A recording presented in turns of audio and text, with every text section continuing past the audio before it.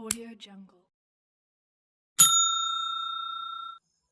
Hello दोस्तों, नमस्कार। पशु परिचर भर्ती परीक्षा 2024 से ये टेस्ट सीरीज है 12 नंबर वाली। इसमें दोस्तों हम कुल 30 क्वेश्चन कवर करने वाले हैं और विस्तृत रूप में देखेंगे कुछ क्वेश्चन। और यहाँ पर देखो किस सब्जेक्ट के क्वेश्चन होंगे। दैनिक विज्ञान से रिलेटेड क्वेश्चन हम यहाँ पर देखने वाले हैं। पशुपालन, सामान्य ज्ञान और राजस्थान जीके। राजस्थान जीके में देखो कला, संस्कृति, इतिहास और भूगोल से रिलेटेड क्वेश्चन देखेंगे। तो दोस्तों, अगर आप पशु परिचर भर्ती परीक्षा की तैयारी कर रहे हैं तो ये क्लास, ये टेस्ट सीरीज आपके लिए महत्वपूर्ण है। तो दोस्तों बने रहिए हमारे साथ, और चैनल पर पहली बार देख रहे हो तो चैनल को जरूर सब्सक्राइब कर लो, क्योंकि मैं इसी तरह का कंटेंट आप सब विद्यार्थी मित्रों के लिए लेकर आता रहता हूँ। तो शुरू करते हैं आज की इस सीरीज को। और दोस्तों, ये क्लास आप अपने मित्रों तक भी शेयर करें ताकि अधिक से अधिक विद्यार्थी मित्र इस टेस्ट सीरीज का फायदा उठा सके। तो साथियों देखो, यहाँ पर पहला क्वेश्चन, सबसे पहले दैनिक विज्ञान के क्वेश्चन हम यहाँ पर देख रहे हैं। सबसे स्थायी पारिस्थितिकी तंत्र है, इनमें से बताना है सबसे स्थायी पारिस्थितिकी तंत्र क्या है। सबसे स्थायी पारिस्थितिकी तंत्र: वन, घास के मैदान, रेगिस्तान, समुद्री। स्थायी पारिस्थितिकी तंत्र की बात हो रही है। आपका सही ऑप्शन क्या होगा यहाँ पर? तो प्यारे साथियों, इसका जो सही विकल्प है ऑप्शन डी हो जाएगा, समुद्री। ये स्थायी पारिस्थितिकी तंत्र है। ऑप्शन डी यहाँ पर सही होने वाला है। अगला क्वेश्चन देखो, अगला क्वेश्चन क्या है। ये रहा दूसरा क्वेश्चन। जैव आवर्धन से तात्पर्य है। जैव आवर्धन किसे कहते हैं? यहाँ पर देखो, शरीर में कैंसर कोशिकाओं का तेजी से बढ़ना, उत्तरोत्तर पोषण स्तरों के जीवों में कीटनाशियों की सांद्रता का बढ़ जाना, शरीर के सूक्ष्मदर्शी भागों को सूक्ष्मदर्शी से देखना, विशिष्ट क्षेत्र में एक जाति के सदस्यों की संख्या का अचानक बढ़ना। तो चारों विकल्प है और इनमें से आपको बताना है। अरे साथियों, जैव आवर्धन का क्या मतलब होता है, इसमें क्या होता है? तो साथियों, इसमें सही विकल्प ऑप्शन बी होगा, उत्तरोत्तर पोषण स्तरों के जीवों में कीटनाशियों की सांद्रता का बढ़ जाना। ऑप्शन बी सही होगा यहाँ पर। अगला क्वेश्चन देखो, क्वेश्चन है परमाणविक नाभिक किसने खोजा? परमाणविक नाभिक की खोज किसने की? रदरफोर्ड ने, डाल्टन ने, आइंस्टीन ने, थॉमसन ने। परमाणविक नाभिक की खोज किसने की? तो दोस्तों, यहाँ पर इसका सही विकल्प क्या होगा? अरे इसका सही विकल्प ऑप्शन ए होगा, रदरफोर्ड। ऑप्शन ए यहाँ पर सही होने वाला है। और इसके बारे में देखो, 1911 में रदरफोर्ड ने परमाणविक नाभिक की खोज की। कब की खोज? अरे खोज कब की इन्होंने? याद रखें, 1911। रदरफोर्ड के परमाणु मॉडल अनुसार परमाणु का लगभग समस्त द्रव्यमान इसके केंद्र में 10 से 15 मीटर कोटि की त्रिज्या के गोले में संकेंद्रित रहता है। नाभिक के चारों ओर इलेक्ट्रॉन विभिन्न कक्षाओं में चक्कर लगाते हैं। तो ये फैक्ट आपको यहाँ पर याद रखना है। और आगे देखो, चौथा क्वेश्चन है, कौन सी राशि रिक्टर पैमाने पर मापी जाती है? कौन सी राशि रिक्टर पैमाने पर मापी जाती है? हिम नदी की चाल, जनसंख्या वृद्धि, भूकंप की तीव्रता, पृथ्वी के अंदर का तापमान। कौन सी राशि रिक्टर पैमाने पर मापी जाती है? ऑप्शन बताओ, सही ऑप्शन क्या होगा इसका? अरे रिक्टर पैमाने की बात हो रही है यहाँ पर। ऑप्शन सी सही हो जाएगा, रिक्टर पैमाना, भूकंप की तीव्रता। Option C. पांचवा क्वेश्चन है, हेलोजन लैंप का तंतु जिन मिश्र धातु से बना होता है, ये आपको यहाँ पर बताना है। Tungsten iodine, tungsten bromine, tungsten sodium, molybdenum एवं सोडियम। सही विकल्प बताओ यहाँ पर। अरे प्यारे साथियों, इसका सही विकल्प ऑप्शन ए हो जाएगा। ऑप्शन ए टंगस्टन एवं आयोडीन। 6 नंबर का क्वेश्चन देखो, गाय का दूध हल्का पीला होने का क्या कारण है? गाय का दूध हल्का पीला क्यों होता है? तो देखो यहाँ पर 4 ऑप्शन है, इनमें से बताना है। जेंटोफिल, रिबोफ्लेविन, विटामिन 12, केरोटीन। दूध का पीला रंग, हल्का पीला रंग किसके कारण होता है? अरे प्रिय विद्यार्थी मित्रों, अरे प्यारे साथियों, यहाँ पर इसका जो सही विकल्प है ऑप्शन डी होगा सही, केरोटीन। याद रखिएगा यहाँ पर। 7वां क्वेश्चन देखो, 7वां क्वेश्चन क्या कह रहा है? शरीर में कौन संक्रमण से हमारी रक्षा करता है? शरीर में कौन संक्रमण से हमारी रक्षा करता है?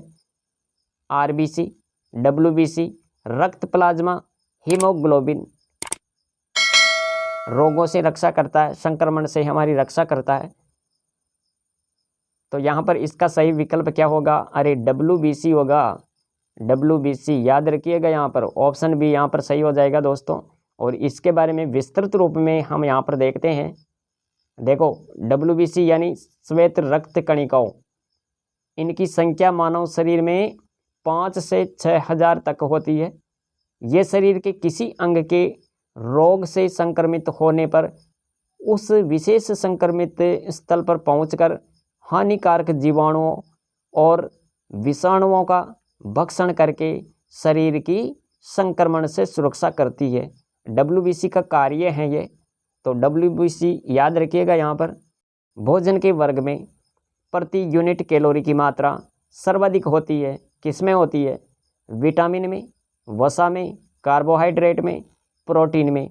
भोजन के वर्ग में प्रति यूनिट कैलोरी की मात्रा सर्वाधिक, इनमें से सर्वाधिक किसमें होती है? तो प्रिय भाई बहनों, यहाँ पर इसका जो सही विकल्प है, यहाँ पर इसका सही विकल्प क्या होगा? अरे ऑप्शन बी होगा, वसा में। भोजन के वर्ग में प्रति यूनिट कैलोरी की मात्रा सर्वाधिक वसा में होती है। और देखो इसके बारे में जानकारी, ग्रीन हाउस वह प्रक्रिया है जिसमें वायुमंडलीय CO2 द्वारा इंफ्रारेड विकिरण शोषित कर लिए जाने से वायुमंडल का ताप क्या हो जाता है? अरे वायुमंडल का ताप बढ़ जाता है। CO2 के अतिरिक्त मीथेन, क्लोरोफ्लोरोकार्बन, CFC हरित गृह प्रभाव के उत्तरदायी है। नाइट्रोजन हरित गृह प्रभाव में योगदान नहीं देती। तो ये आपको यहाँ पर ध्यान रखना है। कौन कौन सी गैस आ गई यहाँ पर? CO2 के अतिरिक्त मीथेन, क्लोरोफ्लोरोकार्बन, CFC हरित गृह प्रभाव के लिए उत्तरदायी है, लेकिन नाइट्रोजन हरित गृह प्रभाव में कोई योगदान अदा नहीं करती। तो दोस्तों ये जानकारी भी आप यहाँ पर नोट करें। और नेक्स्ट क्वेश्चन पर चलते हैं। क्वेश्चन किस टाइप का आने वाला है? ये रहा 10वां क्वेश्चन। रमन प्रभाव का प्रकाश की उन किरणों से संबंध है जो आर पार जाती है। क्वेश्चन बहुत ही इम्पोर्टेंट है। रमन प्रभाव का प्रकाश की बात हो रही है। रमन प्रभाव का प्रकाश की उन किरणों से संबंध है जो आर पार जाती है। केवल द्रव्यों के, केवल प्रिज्मों के, केवल हीरों के, सभी पारदर्शी माध्यमों के। तो यहाँ सही विकल्प क्या होगा? तो दोस्तों यहाँ पर इसका सही विकल्प ऑप्शन डी होगा, सभी पारदर्शी माध्यमों के। और देखो यहाँ पर, जब प्रकाश किसी ठोस द्रव गैस के पारदर्शी माध्यम से पार होता है तो उसका भाग प्रकीर्णित हो जाता है। क्या हो जाता है? अरे प्रकीर्णित हो जाता है। जब प्रकाश किसी ठोस द्रव गैस के पारदर्शी माध्यम से पार हो जाता है या पार होता है तो उसका भाग प्रकीर्णित हो जाता है। प्रकाश के प्रकीर्णित होकर विभिन्न तरंगे दैर्ध्य की लाइनों में विभक्त हो जाने की घटना को क्या कहते हैं? रमन प्रभाव। तो दोस्तों ये भी आपको याद रखना है यहाँ पर। और नेक्स्ट क्वेश्चन पर चलते हैं, देखते हैं अगला क्वेश्चन क्या है। धनिया के लिए प्रसिद्ध रामगंज मंडी कहाँ पर है? दोस्तों लगता है यहाँ से राजस्थान जीके शुरू हो चुका है। धनिया के लिए प्रसिद्ध रामगंज मंडी कहाँ पर है? जोधपुर, जयपुर, सीकर, कोटा। यहाँ पर सही ऑप्शन क्या होगा?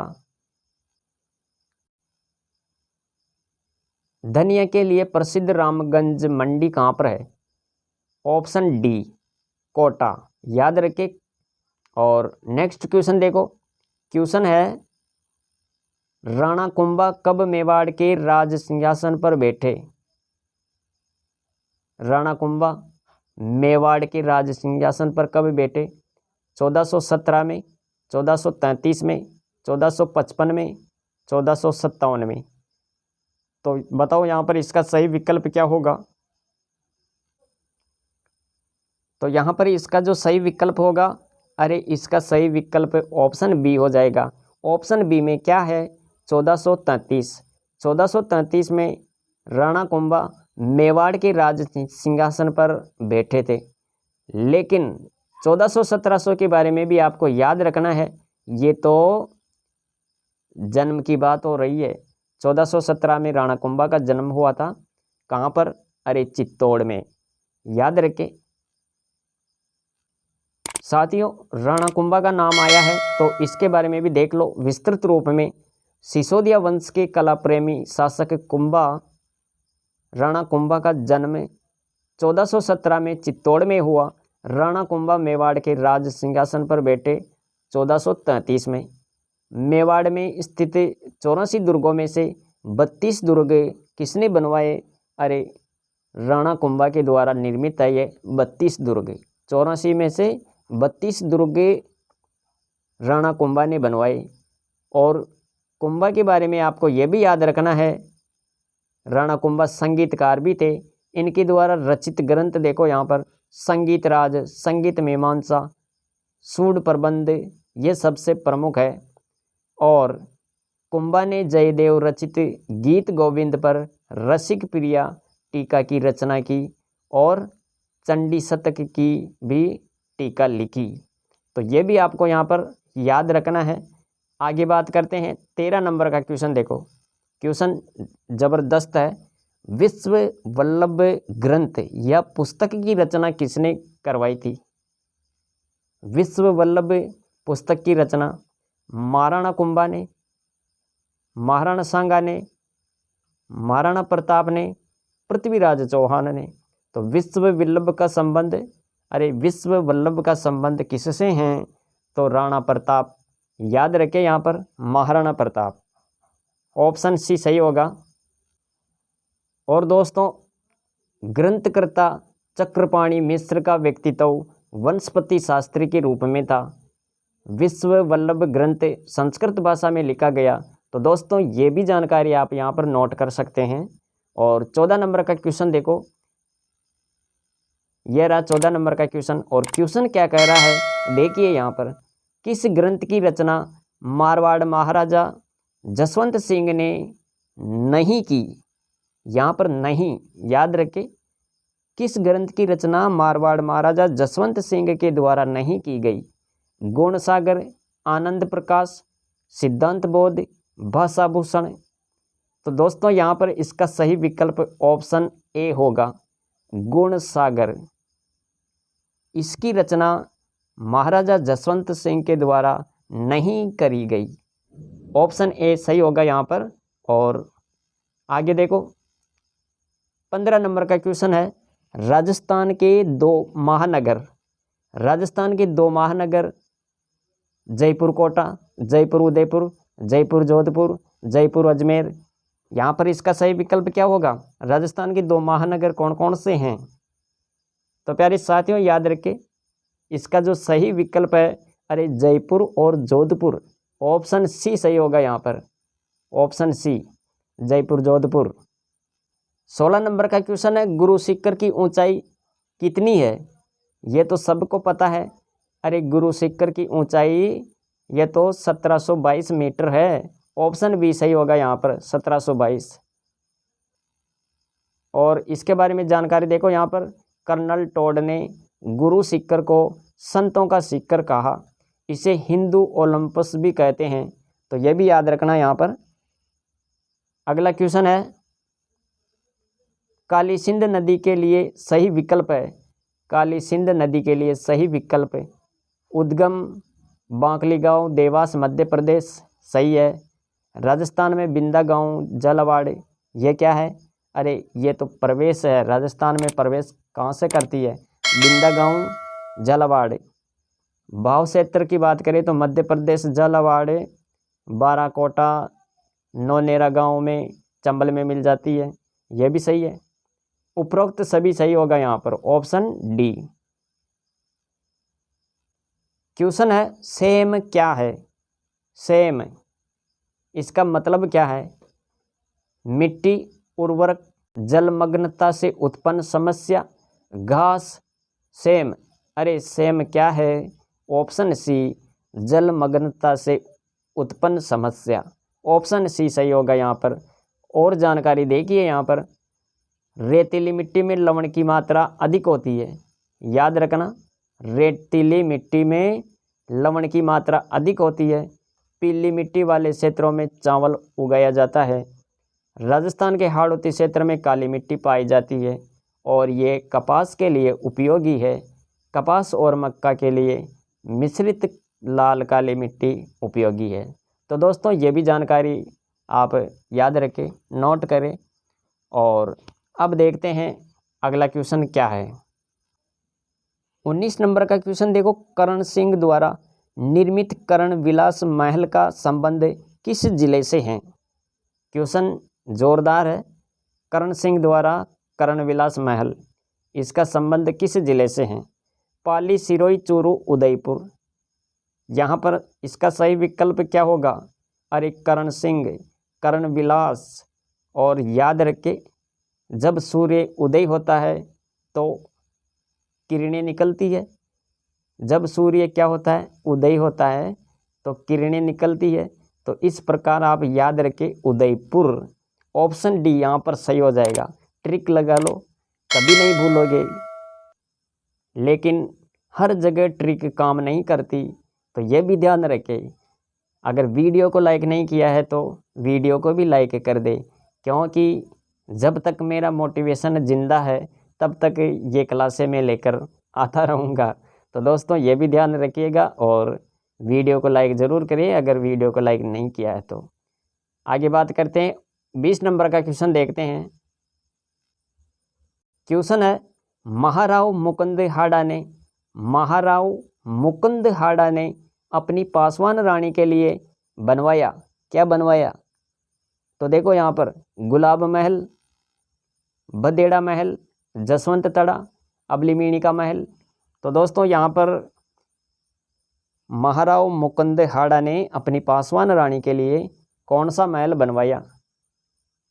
क्वेश्चन है और इसका सही विकल्प क्या होगा यहाँ पर? पासवान रानी। विकल्प में अबलीमीणी का नाम आ रहा है, तो ऑप्शन डी होगा यहाँ पर सही। अरे अबलीमीणी का महल कोटा में बनवाया गया। किसने बनवाया? मुकुंद हाड़ा ने अपनी पासवान रानी के लिए। तो दोस्तों ये भी आप याद रखिएगा यहाँ पर। इसके बाद में और गुलाब महल, अबेड़ा महल और जसवंत तड़ा की भी हम चर्चा करते हैं। तो देखो यहाँ पर सबसे पहले अबलीमीणी के महल के बारे में देखते हैं। अबलीमीणी का महल ये कोटा में है। निर्माण किसने करवाया? तो याद रखें, मुकुंद सिंह हाड़ा अपनी पासवान रानी के लिए। और टोड ने क्या कहा इसको? राजस्थान का दूसरा ताजमहल, छोटा ताजमहल, हाड़ौती का ताजमहल। तो ये याद रखें यहाँ पर। इसके बाद में गुलाब महल की बात करते हैं। गुलाब महल ये कोटा में है। निर्माण किसने करवाया? जेत्र सिंह ने। कब करवाया? अरे 13वीं सदी में। अबेड़ा महल कोटा में है। निर्माण अभय सिंह ने करवाया और इसे कहते हैं हाड़ौती का महल, याद रखिएगा यहाँ पर। और जसवंत तड़ा की बात करें तो दोस्तों देखो, इसे कहते हैं मारवाड़ का ताजमहल, राजस्थान का ताजमहल। जसवंत तड़ा में मारवाड़ शासकों का दाह संस्कार किया जाता था। और निर्माण की बात करें तो सरदार सिंह द्वारा 1899 में और जसवंत सिंह द्वितीय की याद में इसका निर्माण करवाया गया था। 21 नंबर का क्वेश्चन देखो। क्वेश्चन है, अब यहाँ से पशुपालन सामान्य ज्ञान के क्वेश्चन शुरू हो गए हैं। तो देखो यहाँ पर सवाई चाल के लिए प्रसिद्ध गाय की नस्ल है, सवाई चाल के लिए प्रसिद्ध गाय की नस्ल कांकरेज, जाफराबादी, अमृतमहल, होलिस्टियन, फ्रिजियन। तो यहाँ इसका सही विकल्प क्या होगा? अरे इसका सही विकल्प ऑप्शन ए होगा, कांकरेज। याद रखिए। 22 नंबर का क्वेश्चन है, मादा पशु में दुग्ध बुखार बीमारी होती है, मादा पशु में दुग्ध बुखार बीमारी होती है, पानी की कमी से, उपचार के अभाव में, कैल्शियम की कमी से, आहार की कमी से। दुग्ध बुखार बीमारी की बात हो रही है, तो ऑप्शन सी आपका यहाँ पर सही होगा, कैल्शियम की कमी से। ऑप्शन सी याद रखें। 23 नंबर का क्वेश्चन है, भेड़ के समूह को कहते हैं, भेड़ के समूह को क्या कहते हैं? विडर, बके, ट्रिपे, फ्लोक। भेड़ के समूह को क्या कहते हैं? तो याद रखें, ऑप्शन डी सही होगा यहाँ पर, फ्लोक। और साथियों 24 नंबर का क्वेश्चन है, गोवंश का वैज्ञानिक नाम है। अरे गोवंश का वैज्ञानिक नाम क्या है? तो देखो यहाँ पर ओविस एरिज, केप्राहिरकस, बुबेलस बुबेलिस, बोस इंडिकस।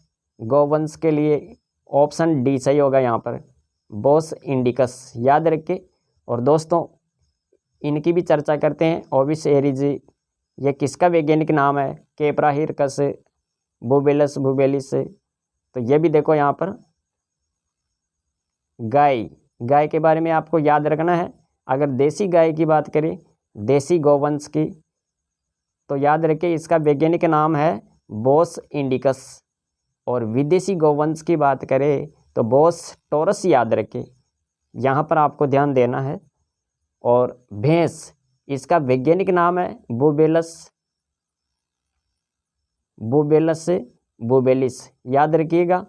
और भेड़, ओविस एरिस, ये इनका वैज्ञानिक नाम है। इसके बाद में बकरी, केप्राहिरकस, याद रखें यह भी। और कुत्ता, इसका वैज्ञानिक नाम क्या है? तो देखो यहाँ पर साथियों इसका वैज्ञानिक नाम है कैनिस फेमिलेरिस या फिर कैनिस ल्यूपस फेमिलेरिज, ये इनका वैज्ञानिक नाम है। घोड़ा का वैज्ञानिक नाम क्या है? तो इक्वस केबलस, याद रखिएगा ये भी। और सुअर के वैज्ञानिक नाम की बात करें, सुअर सस डोमेस्टिकस, क्या याद रखोगे? सस डोमेस्टिकस, ये सुअर। ऊँट, एक कुबड़ वाले ऊँट की बात करें तो कैमिलस ड्रोमेडेरियस, याद रखिएगा। और दो कुबड़ वाले ऊँट की बात करें तो कैमिलस बैक्टीरियनियस, याद रखें। तो ये इनके वैज्ञानिक नाम है। और मुर्गी, गेलस डोमेस्टिकस, ये इनका वैज्ञानिक नाम है मुर्गी का। इसके बाद में अब देखो यहाँ पर 25 नंबर का क्वेश्चन, हर्ड क्या है? हर्ड ये क्या है? भेड़ों का समूह, गायों व भैंसों का समूह, बकरियों का आवास, गायों का आवास। हर्ड किसे कहते हैं? तो साथियों इसका सही विकल्प ऑप्शन बी होगा, गायों व भैंसों का समूह, ऑप्शन बी। 26 नंबर का क्वेश्चन है, गाय के दूध में वसा का प्रतिशत, गाय के दूध में वसा का प्रतिशत कितना होता है? तो यहाँ पर इसका सही विकल्प बताओ, गाय के दूध में वसा प्रतिशत। अरे ऑप्शन बी होगा, 4 से 5%। अगला क्वेश्चन 27 नंबर का क्वेश्चन है, भैंस प्रजनन केंद्र कहाँ पर स्थित है? भैंस प्रजनन केंद्र अविकानगर टोंक, कुंबेर भरतपुर, वल्लभनगर उदयपुर, बस्सी जयपुर। भैंस प्रजनन केंद्र ये कहाँ पर है? अरे ऑप्शन सी सही होगा, वल्लभनगर उदयपुर, याद रखिए। 28 नंबर का क्वेश्चन ये रहा। 28 नंबर का क्वेश्चन, परजीवियों का म्यूजियम किसे कहते हैं? परजीवियों का म्यूजियम किसे कहते हैं? बकरी, भैंस, भेड़, गाय। तो दोस्तों इसका सही विकल्प क्या होगा? अरे प्यारे साथियों, इसका सही विकल्प ऑप्शन सी होगा, भेड़। परजीवियों का म्यूजियम भेड़ को कहते हैं। 28 नंबर का क्वेश्चन हो गया ये। अब देखो 29 नंबर का क्वेश्चन। टोगनबर्ग बकरी, इसका मूल स्थान आपको बताना है। टोगनबर्ग बकरी का मूल स्थान अमेरिका, अफ्रीका, यूरोप, स्विट्जरलैंड। तो दोस्तों टोगनबर्ग, ऑप्शन डी, स्विट्जरलैंड इसका मूल स्थान है। और आज की टेस्ट सीरीज का लास्ट क्वेश्चन देखो। क्वेश्चन क्या कह रहा है? थनैला रोग ज़्यादा किस पशु में होता है? थनैला जो रोग होता है ये कौन से पशु में सर्वाधिक होता है? सबसे ज़्यादा थनैला रोग किस में होता है? तो ये आपको यहाँ पर बताना है। भैंस, गाय, भेड़, घोड़ा, थनैला रोग। तो साथियों याद रखिए ऑप्शन बी, गाय। गाय में थनैला रोग सबसे ज़्यादा होता है। तो दोस्तों ये थी आज की टेस्ट सीरीज जिसमें हमने कुल 30 क्वेश्चन कवर किए। दैनिक विज्ञान, पशुपालन, सामान्य ज्ञान, राजस्थान जीके के। और अपनी मेहनत निरंतर करते रहिए। प्ले लिस्ट में इसी तरह की टेस्ट सीरीज ऐड कर दी गई है। तो आप अब तक जितनी भी टेस्ट सीरीज हमने डाली है वो सब देखने की कोशिश करें ताकि आपकी तैयारी और भी बेहतर हो सके। इसके अलावा आप अलग अलग प्लेलिस्ट भी देख सकते हैं, जैसे दैनिक विज्ञान की, Rajasthan GK, art and culture और इतिहास, भूगोल, इन सब की टेस्ट सीरीज आप देख सकते हैं।